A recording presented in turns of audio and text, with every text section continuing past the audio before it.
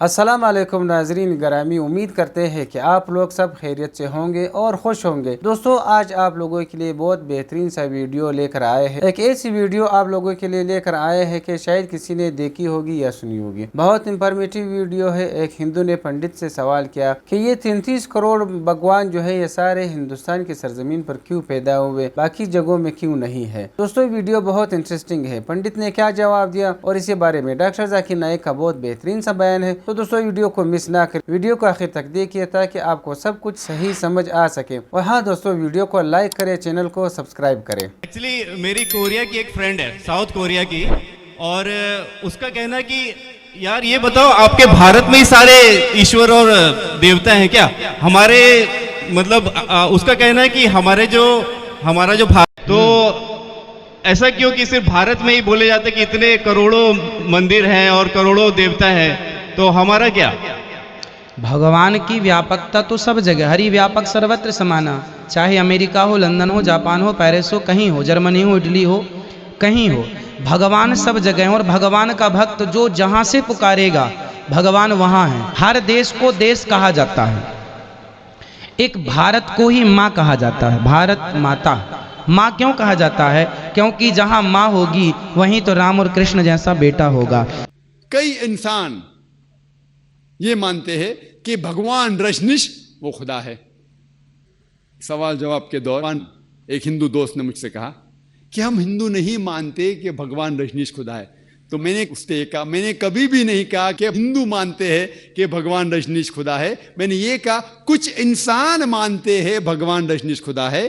میں ہندو مذہب کی کتاب پڑھ چکا ہوں، اس میں کہیں بھی نہیں لکھا ہوا ہے کہ بھگوان رجنیش خدا ہے، لیکن کئی انسان یہ مانتے ہیں کہ بھگوان رجنیش خدا ہے۔ آؤ ہم یہ پرکھیں کہ بھگوان رجنیش سورہ اخلاص کے 4 لائن کی تعریف پہ اترتا ہے کہ نہیں۔ سب سے پہلا، قل هو اللہ احد، کہو کہ اللہ ایک ہے۔ کیا بھگوان رجنیش ایک ہی ہے؟ کیا وہ ایک ہی انسان ہے جس نے خدا بننے کا دعویٰ کیا؟ سینکڑوں انسان نے، خصوصاً ہمارے اس دیش میں، ہندوستان میں ہزاروں انسان کہتے ہیں کہ میں خدا ہوں۔ وہ صرف ایک ہی نہیں ہے۔ لیکن اگر کوئی رجنیش بھکت کہے گا نہیں وہ یونیک ہے، وہ علیحدہ ہے، ٹھیک ہے، ہم دوسرے لائن پہ جاتے ہیں، دوسرے پوائنٹ پہ جاتے ہیں۔ اللہ الصمد، اللہ جو بے نیاز ہے۔ کیا رجنیش بے نیاز ہے؟ ہم جب اس کی آتم کتھا یا آٹو بایوگرافی پڑھتے ہیں، اس میں لکھا ہوا ہے کہ رجنیش کو ڈائبٹیز بیماری تھی، ڈائبٹیز کی بیماری تھی، اسے استھما تھا، اسے ریڑھ کی ہڈی میں درد ہوتا تھا، بیک ایک۔ آپ سوچئے، بھگوان کو ڈائبٹیز ہے، خدا کو استھما ہے، خدا کو ریڑھ کی ہڈی کی درد ہے۔ تیسرا لائن، لم یلد ولم یولد، نہ وہ کسی کو جنتا ہے نہ کسی سے جنا ہوا ہے۔ ہم جانتے ہیں کہ بھگوان رجنیش مدھیہ پردیش میں پیدا ہوئے، اس کے والد والدہ بھی تھے، دونوں والدین تھے، جو کچھ سال بعد اس کے شاگرد بن گئے۔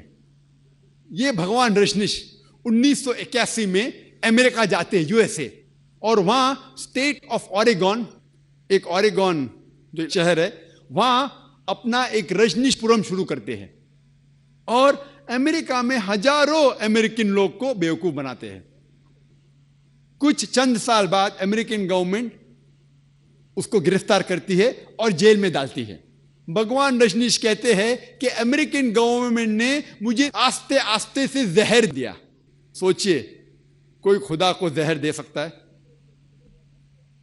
اور 1985 میں 1985 میں امریکن گورنمنٹ اس کو امریکہ کے باہر نکال دیتی ہے، لات مار کے نکال دیتی ہے۔ پھر سے وہ ہندوستان میں آتا ہے اور پونا شہر میں اپنا جو سینٹر تھا وہاں جاتا ہے، جسے آج کی تاریخ میں کہتے ہیں اوشو کمیون۔ اور اگر آپ جائیں گے اوشو کمیون میں، پونا میں، جو رجنیش کا ایک آشرم ہے، وہاں اس کے قبر پہ، اس کے سمادھی پہ ایک تختی ہے جس میں لکھا ہوا ہے بھگوان Rajneesh Osho never born, never died, but visited the earth from the 11th of December 1931 to the 19th of January 1990. اس کے تختی پہ لکھا ہوا ہے کہ اوشو نہ کبھی پیدا ہوئے نہ کبھی مرے، لیکن دھرتی پہ سیر کرنے کے لیے آئے، دھرتی پہ گھومنے کے لیے آئے 11 دسمبر 1931 سے لے کے 19 جنوری 1990 تک کے. Never born never died but visit the earth from the 11th of December 1931 to the 19th of January 1990. اس تختی پہ یہ نہیں لکھا تھا کہ بھگوان رجنیش کو 21 ممالک کی ویزا نہیں ملی تھی. بھگوان آ رہا ہے دھرتی کی سیر کرنے کے لیے اور اسے ویزا کی ضرورت ہوتی ہے. اسے 21 ممالک کی ویزا نہیں دی گئی تھی. He was not given visas to 21 different countries of the world. Imagine Almighty God coming and he requires visa to visit different parts of the world. اور آرک بشپ آف گریس کے پادری نے کہا کہ اگر آپ رجنیش کو اس دیش سے نکال نہیں دیں گے تو ہم اس کے گھر اور اس کے چیلوں کے گھر کو جلا دیں گے. اور جو آخری لائن ہے وَلَمْ يَكُنْ لَهُ كُفُوًا أَحَدٌ، اس کے جیسا کوئی بھی نہیں ہے، اس کا ہمسر کوئی بھی نہیں ہے. یہ تو صرف صحیح خدا کے علاوہ کوئی بھی نہیں پاس کر سکتا. آپ اگر اس خدا کے مقابلے میں کچھ بھی چیز اس دنیا میں مقابلہ کر سکتے ہیں تو وہ خدا ہی نہیں ہے. ہم جانتے ہیں کہ رجنیش عام انسان جیسے ایک ناک تھے، ایک منہ تھا، 2 آنکھ تھے، 2 ہاتھ تھے، سفید داڑھی تھی. اگر آپ کسی کے ساتھ خدا کا مقابلہ کر سکے تو وہ خدا ہی نہیں ہے. مثال کے طور پہ اگر کوئی شخص کہتا ہے کہ خدا 1000 گنا آرنلڈ شوارزنیگر سے طاقتور ہے. آرنلڈ شوارزنیگر کا نام سنے ہوں گے آپ نے. آرنلڈ شوارزنیگر جس کو لقب ملا ہے مسٹر یونیورس، سارے جہاں میں سب سے طاقتور انسان، اس کو ٹائٹل ملا تھا سب سے طاقتور انسان آرنلڈ شوارزنیگر.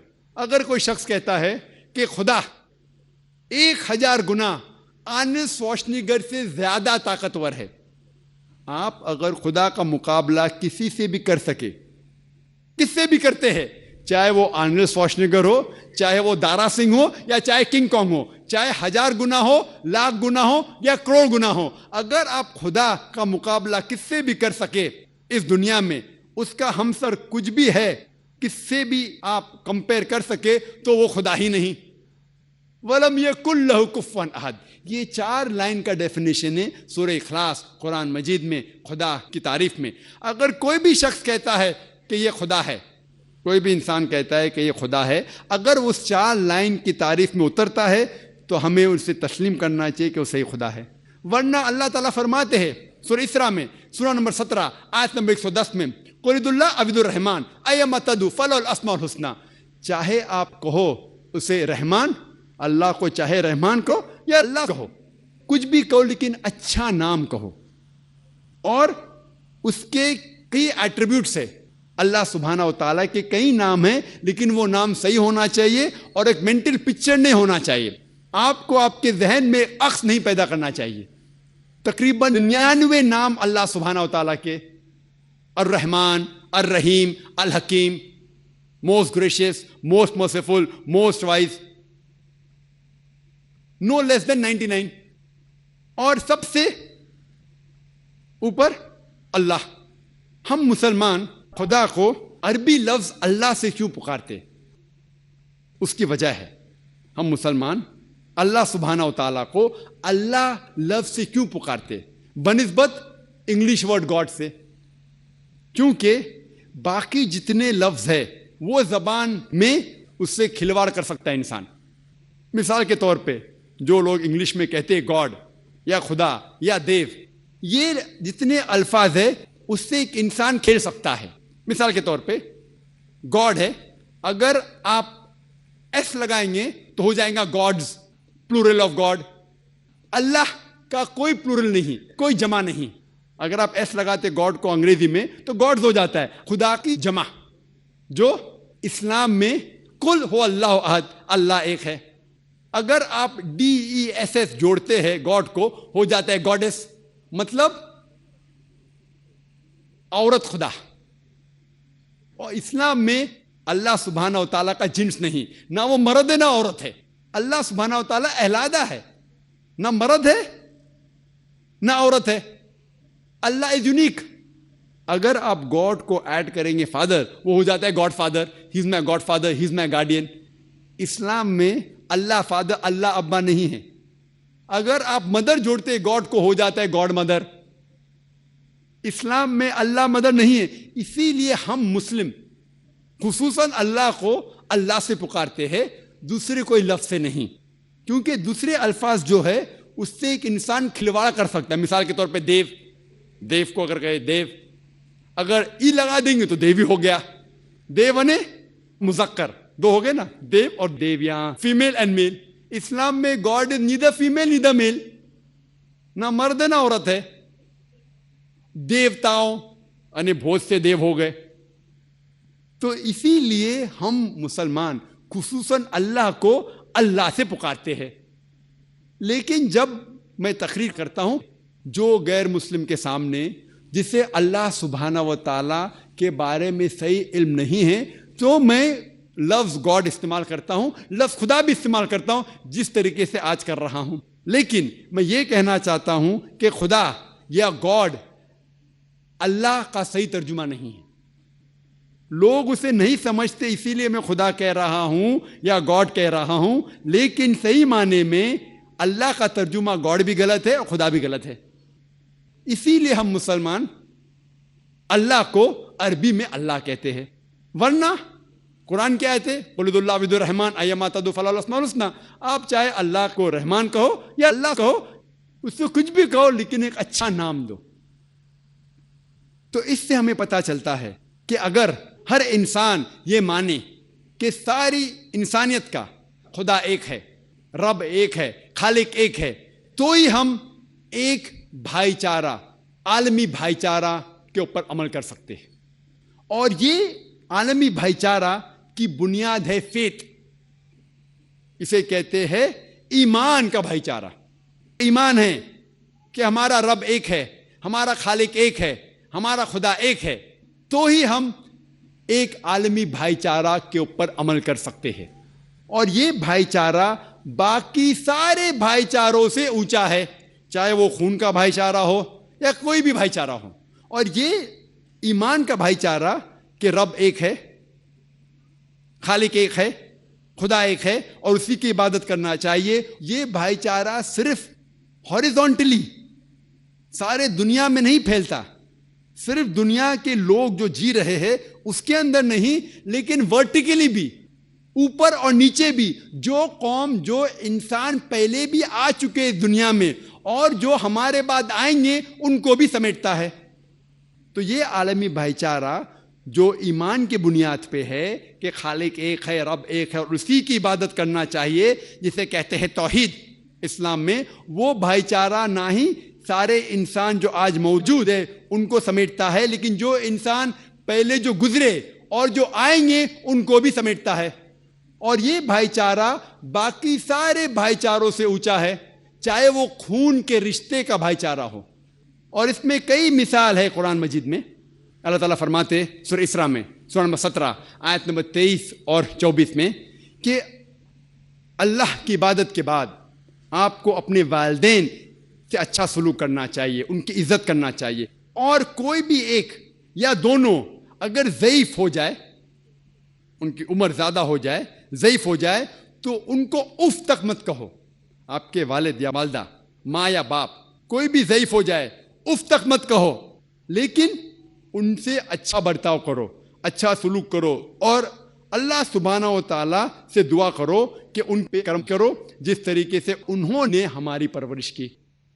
والدین کی بہت عزت ہے قرآن میں، لیکن اس کے باوجود یہ لکھا ہوا ہے کہ اگر والدین اللہ کے خلاف ہے تو اس وقت لکھا ہے سورہ لقمان میں سورہ نمبر 31 آیت نمبر 15 میں کہ آپ والدین کی عزت کرو، لیکن اگر والدین جد و جہد کرے، زبردستی کرے آپ کو اس کی عبادت کرنے سے جو اللہ کے علاوہ کوئی اور ہے، جس کا علم آپ کو نہیں ہے، تو آپ ان کی بات مت مانو، لیکن پھر بھی ان سے اچھا سلوک کرو. والدین کی عزت کرو، لیکن اگر وہ اللہ کے خلاف جائے تو اس وقت ان کی بات مت مانو، لیکن پھر بھی ان کی عزت کرو، ان سے اچھا سلوک کرو. اور کئی مثال ہے قرآن مجید میں جو نبیوں کی مثال ہے, کئی رسول کی مثال ہے. مثال کے طور پہ قرآن میں ذکر ہے سورہ ہود میں, سورہ نمبر 11 آیت نمبر 45 to 47, اس میں نوح علیہ السلام کا ذکر ہے. اور ہم جانتے ہیں پروفٹ نوح, پیس بی اپون ہم, نوح علیہ السلام کا ذکر اکثر لوگ جانتے ہیں کہ اللہ سبحانہ و تعالیٰ نے ان کو وحی نازل کی تھی کہ ایک بارش ہوئیں گی, فلڈ آئیں گا, اسی لیے ایک کشتی بناؤ, ایک آگ بناؤ. اور نوح علیہ السلام نے کشتی بنائی. لیکن نوح علیہ السلام اللہ سبحانہ و تعالیٰ سے دعا کرتے کہ آپ میرے فیملی ممبرس کو, میرے جو گھر کے لوگ ہیں ان کو آپ بچائیں گے.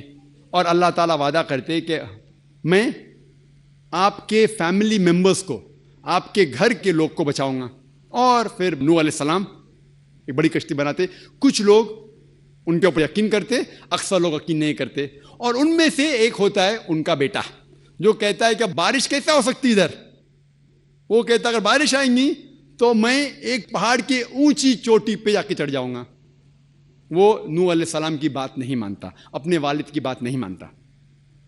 کچھ وقت بعد بارش آتی ہے, فلڈ ہو جاتا ہے, کشتی اونچی ہوتی جاتی اور پانی اونچا ہوتے جاتا ہے. اور نوح علیہ السلام کے بیٹے پہاڑ کی چوٹی پہ جا کے بیٹھ جاتے ہیں, بولتے کہ میں یہاں محفوظ رہوں گا. پانی بڑھتا جاتا ہے, پھر انہیں پتہ لگتا ہے کہ وہ غلط تھے اور پانی اس چوٹی کے اونچائی تک پہنچتا ہے. وہاں جب نوح علیہ السلام کے بیٹے پکارتے مدد کے لیے اپنے والد سے کہ مجھے بچاؤ, تو نوح علیہ السلام اللہ سے فرمائش کرتے کہ آپ نے تو وعدہ کیا تھا مجھے کہ آپ میرے فیملی کے لوگ کو بچائیں گے, آپ میرے فیملی ممبرس کو بچائیں گے. تو اللہ تعالیٰ آیت نازل کرتے ہیں کہ آپ کا بیٹا آپ کے فیملی میں سے نہیں ہے, آپ کا بیٹا آپ کا فیملی ممبر نہیں ہے. مطلب یہ ایمان کا بھائی چارہ خون کے بھائی چارے سے کہیں اونچا ہے. اور نوح علیہ السلام کا بیٹا ڈوب جاتا ہے. اسی طریقے سے ذکر ہے قرآن مجید میں سورہ توبہ سورہ نمبر 9 آیت نمبر 114 میں کہ ابراہیم علیہ السلام اپنے والد جو بت پرست کرتے تھے ان کے خلاف جاتے ہیں تو ان کے والد ان کو گھر سے نکال دیتے. پھر بھی وہ ان کی عزت کرتے لیکن کہتے وہ غلط تھے, وہ گھر سے باہر چلے جاتے. ذکر ہے قرآن مجید میں سورہ تحریم میں سورہ نمبر 66 آیت نمبر 10 میں کہ لوط علیہ السلام کی بیوی ان کا کہنا نہیں مانتی. نبی تھے, ان کی بیوی نے کہنا مانی, ان کی بیوی تباہ ہو گئی. ہمیں قرآن مجید کے اندر ایک ایگزامپل ملتا ہے سورہ تحریم میں سورہ نمبر 66 آیت نمبر 11 میں کہ فرعون کی بیوی, فرعون ایک ظالم انسان, اس کی بیوی اچھی حضرت آسیہ. سورہ تحریم سورہ نمبر 66 آیت نمبر 11 میں حضرت آسیہ دعا کرتے اللہ تعالیٰ سے کہ آپ مجھے جنت میں گھر دو. فرعون جو سب سے ظالم انسان اس ٹائم کا, اس کی بیوی الحمدللہ مومنہ. تو آپ دیکھیں گے کہ قرآن مجید میں کئی ایگزامپل دیے گئے ہیں.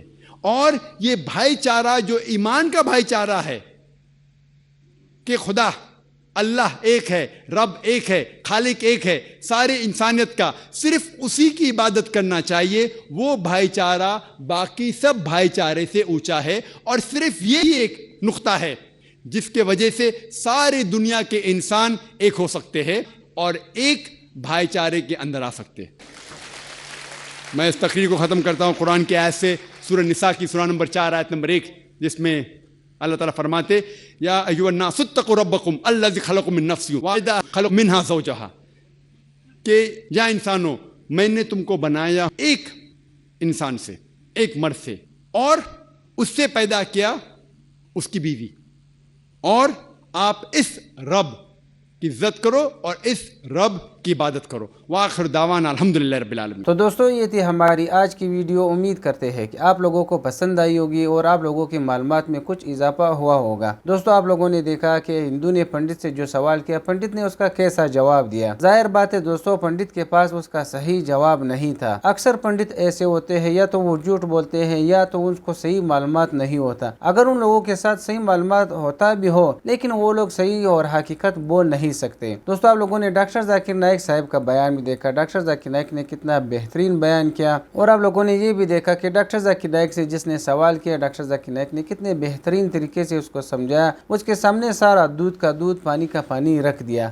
دوستو ظاہر بات ہے ہندوستان ایک ایسا ملک ہے جہاں پر 33 کروڑ بھگوان پیدا ہوئے ہیں۔ وہ کیسے پیدا ہوئے یہ تو آپ لوگوں کو بھی پتا ہے، ساری دنیا کو پتا ہے کہ ہر دکان میں لوگ مورتیاں بناتے ہیں، یہ فلانا بھگوان ہے، وہ بستانا بھگوان ہے۔ دوستو لوگ اپنے ہاتھوں سے مورتیاں بناتے ہیں، پھر اسی کی عبادت کرتے ہیں، تو اس سے بڑی جہالت اور کیا ہو سکتی ہے کہ آپ کسی کو بناتے بھی ہو پھر اسی کی عبادت آپ کرتے ہو۔ ہونا تو ایسا چاہیے جس نے آپ کو پیدا کیا، آپ کو بنایا، اس دنیا کو بنایا، زمین کو بنایا، آسمان کو بنایا، دنیا کی ہر چیز، ہر تخلیق اللہ تعالیٰ نے کی ہے، تو اصلی میں عبادت اللہ تعالیٰ کی کرنی چاہیے۔ باقی یہ مورتی پوجا جو ہے، یہ بت پوجا جو ہے، یہ سورج پوجا جو ہے، چاند کی پوجا جو لوگ آگ کی پوجا کرتے ہیں، سب غلط ہے، سب غلط ہے۔ تو دوستو اللہ تعالیٰ سے امید کرتے ہیں کہ ان کافروں کو، ان ہندوؤں کو جو بھٹکے ہوئے ہیں صحیح راستے پہ لائے اور اس کو ہدایت کرے۔ تو دوستو اب امید ہے کہ آپ لوگوں نے ویڈیو آخر تک دیکھ لی ہوگی اور کچھ سمجھ میں آیا ہوگا۔ دوستو ویڈیو آپ لوگوں کو کیسے لگی کمنٹ سیکشن میں ضرور بتانا اور اپنے رائے کا اظہار ضرور کرنا۔ دوستو آپ لوگوں کی کمنٹ سے ہمیں ایک تو حوصلہ افزائی ملتی ہے، اور دوسری بات یہ ہے کہ ہماری ویڈیو میں کوئی کوتاہی ہو، کوئی کمی پیشی ہو